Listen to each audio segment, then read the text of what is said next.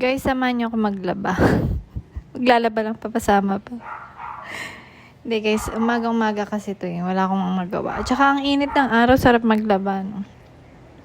Ito nga gamit ko, yung automatic washing machine ng Samsung.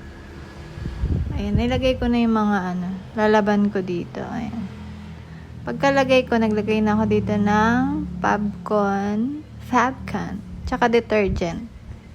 Ayan, pagkatapos niyan, inon ko na siya, tapos, yan. Plinay ko lang sa standard lang lagi. Yan, tama ba standard? Marami kang pagpipilian dyan. Cotton, bedsheet, gano'n, etc. Tapos, ayan, hintayin ko siya dyan ng mga ilang minuto din. Bakit ko siya inaantay? Kasi, siya yung magde-declare ng tubig, ng wash.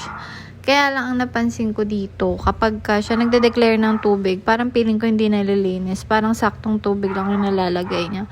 Kaya ang ginagawa ko, nagdadagdag ako ng tubig. Tapos binabawasan ko yung wash. Kasi hindi na madumi yung damit eh. Hindi naman. Bali, ang wash dito nasa 3 yata. Tapos ginagawa ko lang 2. Tapos yung water level naman niya, dinadagdagan ko ng kahit isang level pa. Kasi pag siya nagde-declare, parang sakto lang, hindi siya umiikot eh. Parang hindi umiikot yung damit. Pero pag dadagdagan ko siya ng isang level ng tubig, maganda yung ikot niya. Alam ko nalilinis. Yun yung napansin ko sa mga automatic washing machine. Ayan, ang tagal na ito. Antay mo talaga.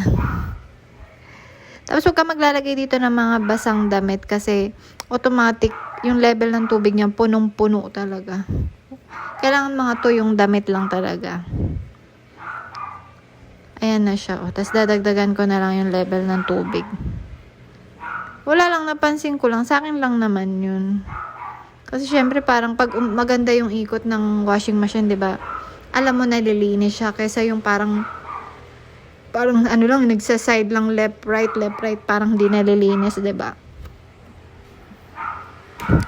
Yun lang naman yung tips na may i-share ko sa inyo, guys. Ayan, minsan nga, 2 level pa niladagdag ko eh. Para talagang, makikita mo yung tubig talagang umiikot, pati yung mga damit mo umiikot ng bonggang-bongga. Ayan. Tapos dito na siya sa sa labas lang siya ng CR para diretso na, tapos yan, diretso na rin sa gripo. Kasi pag sa labas, baka alam mo na madaling masira. Wow. Ingat na ingat yan. Ayan, diretso na siya dyan. Pasintayin ko na lang siya. Pwede na ako mag-cellphone. Char. Magluluto pa kaya ng lunch. Pagtapos mo mag-breakfast, tapos magluto, tapos konting oras na lang, magluluto ka na ulit. Diba? Goodbye!